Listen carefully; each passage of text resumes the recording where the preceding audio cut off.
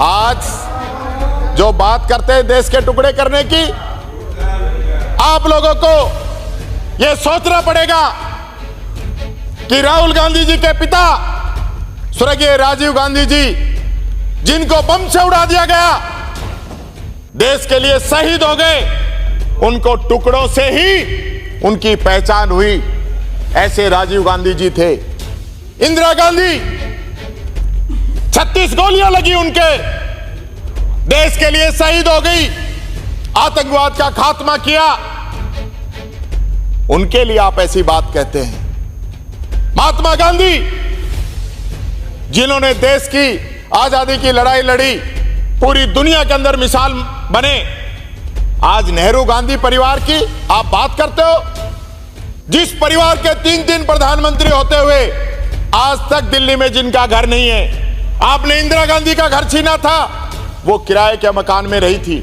आपने राहुल गांधी का घर छीना, देश की जनता ने अपने दरवाजे खोल दिए कि यह है राहुल गांधी जी का घर।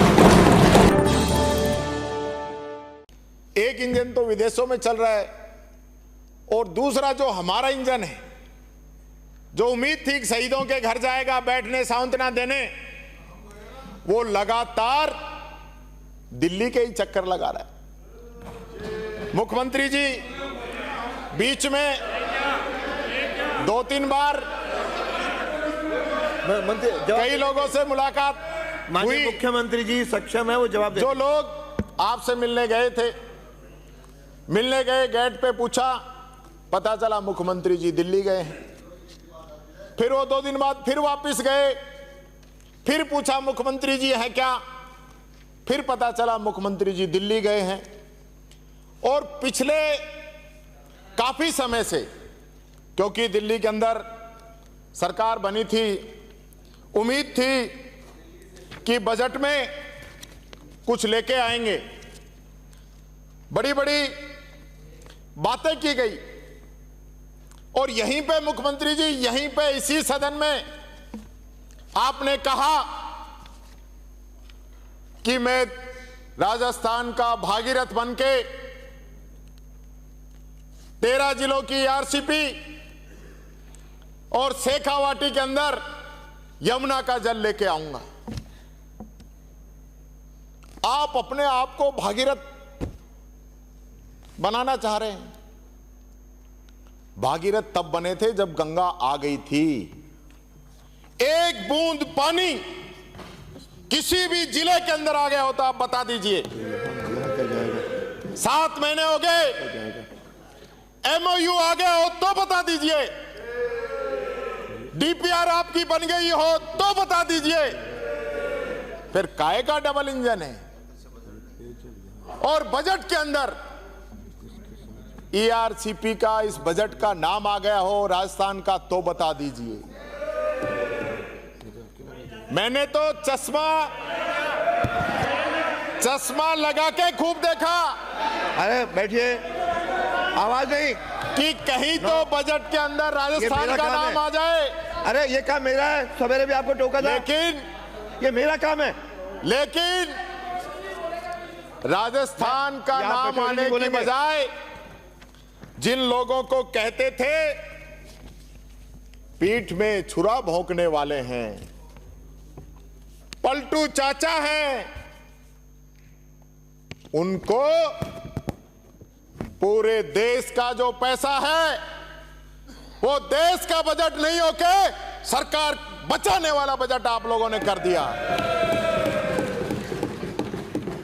जहां बिहार में 12 सांसद हैं जेडीयू के, उनसे तो ज्यादा ही राजस्थान की जनता ने आपको दिए हैं।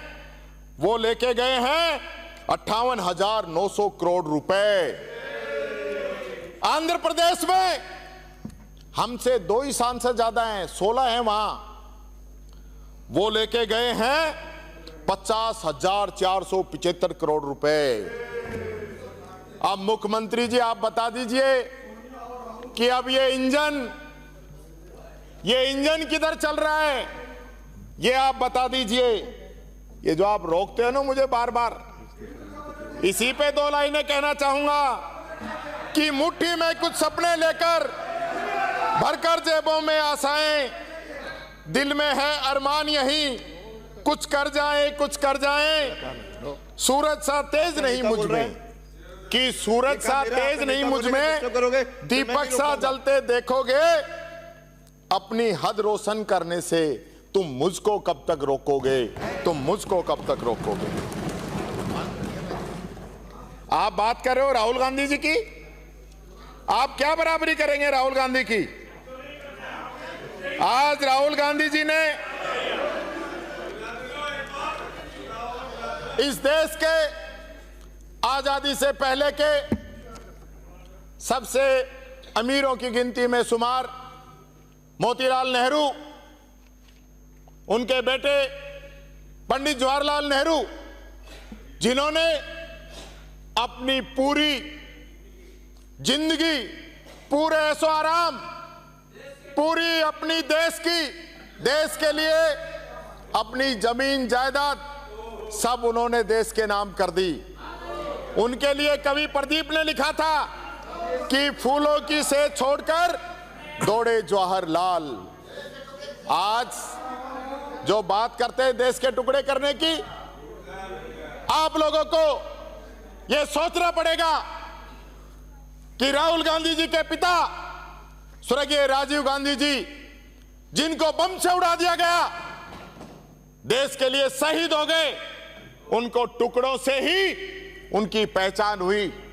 ऐसे राजीव गांधी जी थे। इंदिरा गांधी 36 गोलियां लगी उनके, देश के लिए शहीद हो गई, आतंकवाद का खात्मा किया। उनके लिए आप ऐसी बात कहते हैं। महात्मा गांधी, जिन्होंने देश की आजादी की लड़ाई लड़ी, पूरी दुनिया के अंदर मिसाल बने, आज नेहरू गांधी परिवार की आप बात करते हो, जिस परिवार के 3 प्रधानमंत्री होते हुए आज तक दिल्ली में जिनका घर नहीं है। आपने इंदिरा गांधी का घर छीना था, वो किराए के मकान में रही थी। आपने राहुल गांधी का घर छीना, देश की जनता ने अपने दरवाजे खोल दिए कि यह है राहुल गांधी जी का घर।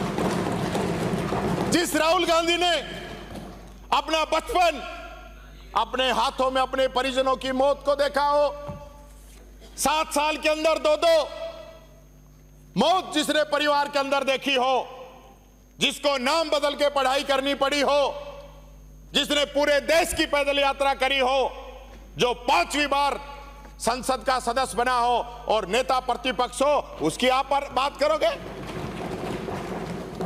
मैं कहना चाहूंगा, इन बातों से काम चलने वाला नहीं है मुख्यमंत्री जी। काम तो आपको करना पड़ेगा। ये जो है ना, सरकार बचाने के चक्कर में सारा बजट ले गए और हमें कुछ भी पल्ले नहीं पड़ा, ये बात मैं कहना चाहूंगा। सही बात है, बजट राजस्थान का चर्चा केंद्र की कर रहे हैं, इसलिए चर्चा कर रहे हैं कि केंद्र से जो हमें मिलने वाला था, क्या मिला वो जरा आप बता दीजिए। पिछले 7 महीने की बात करना चाहूंगा। पिछले 7 महीनों में एक शब्द लगातार, आज भी विधानसभा में माननीय मंत्रियों ने व्यवस्थाएं दे दी हैं, आश्वासन दे दिए कि जांच करेंगे। या आखिर जांच कब करेंगे, या जांच ही करेंगे, काम भी कुछ करेंगे। ऐसा लग रहा है कि एक पूरा मंत्रिमंडल, एक पूरी सरकार जांच कराने के लिए आप लोगों को चाहिए, काम करने का तो आप लोगों की मनसा है नहीं। एक तरफ कहीं मन की बात हो रही है, यहां जांच की बात हो रही है। अरे भाई, जांच भी करा लेना, पहले काम तो कर दो। दूध का बोनस नहीं आ रहा, गौशाला का अनुदान नहीं आ रहा मुख्यमंत्री जी, छात्रवृत्ति नहीं आ रही। और आपके सुबह मंत्री बहुत बड़ा जवाब दे रहे थे कि आपके समय में 3-3 महीने में पेंशन आती थी, आपने 3 का 6 कर दिया। पहली पेंशन आपने 6 महीने बाद राजस्थान की जनता को दी है, यह बात मैं कहना चाहूंगा। आपने, वित्त मंत्री जी ने $350 बिलियन की बात की। शायद इतिहास में तब से बजट आ रहा है, पहली बार बिलियन और डॉलर की बात हुई है। तो जरा वित्त मंत्री जी ने तो नहीं बताया पिछली बार, मुख्यमंत्री जी, हम सब लोग ये जो तिलिस्म की फिगर है ना, इसको जानना चाहते हैं कि ये कौन सा जादू है, कौन सा जादुई फिगर आपने दिया है। और रुपयों से बात करते करते आप तो डॉलर पे पहुंच गए। आप तो कहते थे कि जो जो डॉलर की कीमत बढ़ती है हमारे देश की इज्जत गिरती है। तो आज के समय में डॉलर की कीमत क्या है यह भी बता देना कि 10.5 साल में आप लोगों ने डॉलर को कहां से कहां पहुंचा दिया। यह भी मैं चाहूंगा मुख्यमंत्री जी जब आप जवाब दें तब जरूर बताएं। वैसे तो जवाब देने की आदत नहीं है आपकी, भले आदमी सारी चीजों को पी जाते हैं और मंद मंद मुस्कुरा के और सवाल से किनारा काट लेते हैं, लेकिन ये मुस्कुराने से काम नहीं चलेगा, जवाब तो देना पड़ेगा।